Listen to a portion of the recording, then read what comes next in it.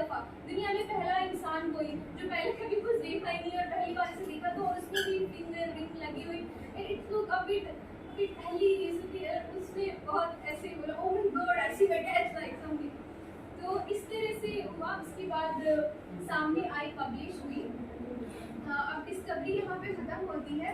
अब हम थोड़ा बात करते हैं उसके एक और चीज़, इतनी ज़्यादा कॉमन हो गई एक्सरे जब पब्लिश किया गया, अराउंड थाउजेंड्स ऑफ पब्लिशर्स ने उसको पब्लिश किया, बहुत सारे आर्टिकल्स आए, बहुत सारी चीज़ें, और इतनी तेज़ी से फैला जैसे कि कोरोना फैला हुआ था बीच में, बहुत ही तेज़ी से फैला। इवन उस टाइम क्या था कि इसके डिसएडवांटेज किसी को भी मालूम नहीं थी कि इससे क्या क्या डिसएडवांटेज होती है, इतनी कॉमन थी। आप लोग सोच नहीं सकते कि जूते की दुकानों में लोगों ने उसको रखना शुरू कर दिया ताकि फिट करके दिखाए कि आपकी पैर पे फिट आ रही है, ये साइज फिट है बिल्कुल ऐसे करके, बिकॉज उस टाइम लोगों को पता नहीं थी कि इसके डिसएडवांटेज भी है, इससे नुकसान भी होते हैं। तो डिसएडवांटेज के बारे में बात करें कि ये कैसे आई। अब जैसे यहाँ पे पता चल गया कि हिस्ट्री कैसे वो आई, कैसे डिस्कवर हुआ, it was an accidental discovery as we all see that. और एक्सरे नाम इसलिए आया क्योंकि he was not working on that, वो उस पे काम नहीं कर रहे थे, उनको उसके नेचर के बारे में भी नहीं पता था उस टाइम कि किस नेचर का है, इसके क्या एडवांटेज है, क्या डिसएडवांटेज है, कहाँ से आया, ठीक है। उसके बाद हम बात करते हैं कि इसके जो डिसएडवांटेज है, यानी इसके जो बोलते हैं उसको कि नुकसान है, वो कैसे सामने आया। तो इसमें भी कुछ डॉक्टर्स थे, कुछ साइंटिस्ट थे जिन्होंने वर्क करा, उनका डिटेल में नहीं जाते, बट एक दो के बारे में हम थोड़ा डिस्कस करेंगे। सबसे पहले एक मैरी क्यूरी नाम की साइंटिस्ट थे।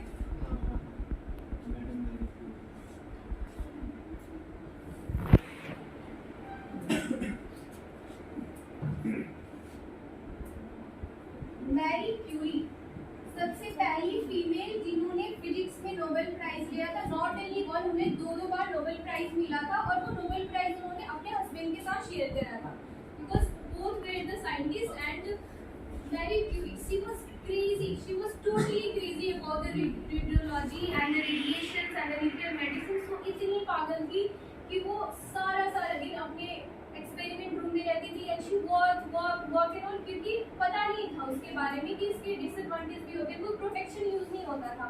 और जस्ट बिकॉज ऑफ दैट उनकी डेथ हो गई, वो भी कैंसर की वजह से, क्योंकि वो कंटिन्यूअस रेडिएशन डोजेस लेती थी इस वजह से। तो मैरी क्यूरी और फीमेल साइंटिस्ट थे। उसके बाद कुछ डॉक्टर्स थे जैसे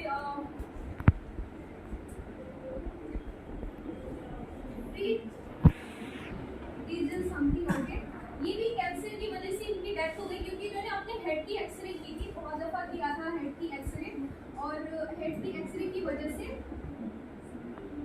इनको हेड में कैंसर हो गया और इनकी डेथ हो गई। उसके बाद डॉक्टर ड्यूटी, डॉक्टर हॉब्स, इन्होंने नोटिस किया, इनकी डेथ नहीं होगी, बट दे नोटिस की हैंड की एक्सरे करने के बाद, और डॉक्टर ड्यूटी यानी हेड की एक्सरे करने के बाद उन्होंने अपना एक्सरे किया, तो वी नोटिस कि मेरे बाल झड़ रहे हैं, मेरे बाल नहीं रुक रहे हैं, और बड़े भी नहीं हो रहे हैं, और प्रॉब्लम हो रही है हेड में। एंड डॉक्टर एसी हॉब्स, उन्होंने नोटिस किया कि मेरी स्किन पे रैशेज आ रही हैं, जलन फील हो रहा है, रेडनेस हो रही है। तब पता चला कि इसकी जो है डिसएडवांटेज भी है। तो उसके बाद से फिर क्या हुआ कि इसकी प्रोटेक्शन यूज होने लगी, लोगों ने इसको फिर देखा, इसके नेचर को स्टडी करने की कोशिश की अलग अलग साइंटिस्ट ने, और फर्दर इसमें क्या बहुत सारी इम्प्रूवमेंट हुई। अभी के टाइम में आप लोग देख सकते हो कितनी सारी मशीनें आ गई हैं, कितनी सारी, हम एज्यूम भी नहीं कर सकते हैं कितनी सारी मशीनें आ गई हैं। तो मशीन्स के बारे में तो आप लोग पढ़ेंगे डिटेल में, रेडियोलॉजी के स्टूडेंट। तो एक ओवरऑल मैं रिव्यू दूंगी मशीन्स के बारे में, थोड़ा सा एक कॉमन सा जो मोस्टली बाकियों को भी मालूम होना चाहिए, और जो रेडियोलॉजी के स्टूडेंट हैं वो तो पढ़ के मालूम करेंगे, अगर बाकी बच्चों ने बताया भी, ठीक है। सबसे पहला मशीन आता है एक्सरे मशीन, क्योंकि इसी से सारी चीजें सामने आई थी। सबसे पहली बार एक्सरे आया था, उसके बाद ही सारी मशीन्स आई थी। एक्सरे में क्या था, बेसिकली हम सब जानते हैं कि बोन्स को देखने के लिए करते हैं और जॉइंट्स को देखने के लिए करते हैं। उसके बाद एक्सरे के बाद आई सीटी आई, एमआरआई, अल्ट्रासाउंड हो जाते हैं, एंड मैमोग्राफी,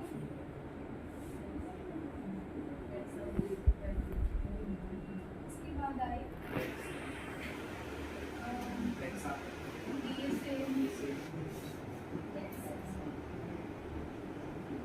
पेट स्कैन,